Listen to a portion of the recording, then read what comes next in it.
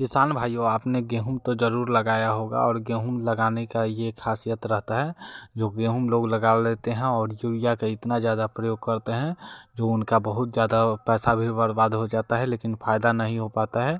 किसान भाइयों, अभी सभी का गेहूं का फसल आराम से हो गया होगा। वो अब बाली देने के कगार पे जा रहा होगा, या किसी का उससे 20-25 दिन कम में होगा, लेकिन अधिकतर प्लांट बाली देने के कगार पे सभी जगह चल गया होगा।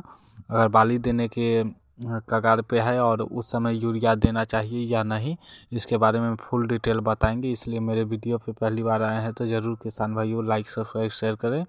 ऐसे तो देखा जाता है बाली देने के समय लोग खूब अच्छी तरह से पोटास बोरॉन का प्रयोग खूब अच्छा तरह से करते हैं और फास्फोरस का भी प्रयोग करते हैं। क्योंकि इसलिए करते हैं, जो फास्फोरस पोटास और बोरॉन इसलिए करते हैं, जो पोटास से प्लांट में यील्ड बहुत अच्छा आता है, मोटा मोटा अनाज हो जाता है और बाली में जितना सारा है वो बड़ा बड़ा हो जाता है, दाना दाना में चमक आ जाता है, लाइट आता है तो लोग देख के खुश हो जाते हैं और अदर से ज़्यादा लाइट आ जाता है। और बोरॉन का इसलिए होता है कि बोरॉन अगर बाली में है तो वहाँ वो अगर पॉलिनेशन के लिए जैसे ही फूल बनेगा, फूल परागकण उससे झड़ेगा और परागकण उसमें जाएगा तो एक एक में मतलब दाना बनना स्टार्ट कर देगा। मतलब शुरू से लेके अंत तक दाना बनेगा। तो एक तरह से आप समझिए 50-100 दाना तो आराम से एक प्लांट में बन जाएगा। लेकिन कुछ किसान भाइयों इसे यही देख के यूरिया का भी प्रयोग कर देते हैं, क्योंकि पानी दे देते हैं। अगर बाली से पहले कुछ आदमी पानी देते हैं, ऐसा नहीं होता है। बाली से पहले लोग पानी नहीं देते हैं क्योंकि गिर जाने का डर रहता है, तो छोड़ देते हैं। पहले 2 पानी या 3 पानी तक देते हैं। लेकिन बलुई मिट्टी वाले लोग ऐसा काम करते हैं, जो पानी देना शुरू कर देते हैं।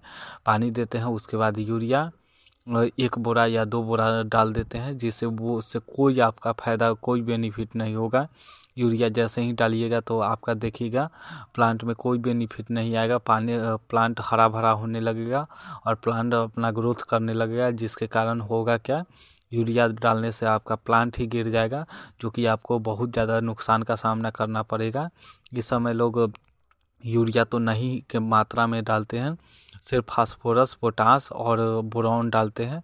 बोरॉन वही 100 केजी अगर पानी ले रहे हैं तो 100 ग्राम लीजिए, 120 केजी ले रहे हैं तो 120 ग्राम लीजिए, ऐसे करके बोरॉन लोग डालते हैं। बोरॉन से ये होता है पॉलिनेशन होगा तो बहुत अच्छा होगा। और पोटास और डीएपी जिसे कहा जाता है और फास्फोरस जिसे डीएपी कहा जाता है, वो डालते हैं। वो जितना आप डालिएगा उतना ही फ़ायदा रहेगा बाली निकलने से पहले। और पोटास दीजिएगा तो इससे हाई यील्ड आएगा और बहुत अच्छा होगा। ये तीनों आप दे सकते हैं। जिंक का भी कुछ किसान भाई करते हैं, कुछ नहीं करते हैं, तो आप यही तीनों दीजिए। बोरॉन दीजिए, पोटास दीजिए और आप फास्फोरस दीजिए। ये तीनों आप दीजिए, खेत में बहुत अच्छा उत्पादन होगा। लेकिन यूरिया ना दीजिए, यूरिया से आपका प्लांट ख़राब हो जाएगा और प्लांट ख़राब हो जाएगा तो कोई आपको नहीं बचा सकता और सभी ऐसे हरा भरा होने लगेगा, बहुत हरा भरा धर लेगा यूरिया देते ही। और आप सब कहेंगे बहुत अच्छा है, बहुत अच्छा है, लेकिन वो एक तरह से समझिए जो आपका प्लांट का जान लेने, और उसमें कोई न आपका उतना ज़्यादा गेहूँ होगा न ज़्यादा कुछ होगा, आप बर्बाद कर दिए जाएंगे। इसलिए यूरिया न डालें जब आपका फुटाव के अवस्था में चला जाए। और इसके बाद तो यूरिया का ज़रूरत ही नहीं होता है। पोटास और फास्फोरस और बोरॉन का ज़रूरत होता है। उसके बाद जब बोरॉन का ज़रूरत, जब पॉलिनेशन हो जाता है तो बोरॉन का भी ज़रूरत नहीं तो होता है। और अगर फंगिसाइड देना चाहते हैं तो फंगिसाइड का भी स्प्रे कर सकते हैं, वो फंगस नहीं लगने के लिए। ऐसा नहीं करने का मन है तो नहीं कीजिए। धन्यवाद। वीडियो देखें तो मेरे वीडियो को लाइक सब्सक्राइब शेयर।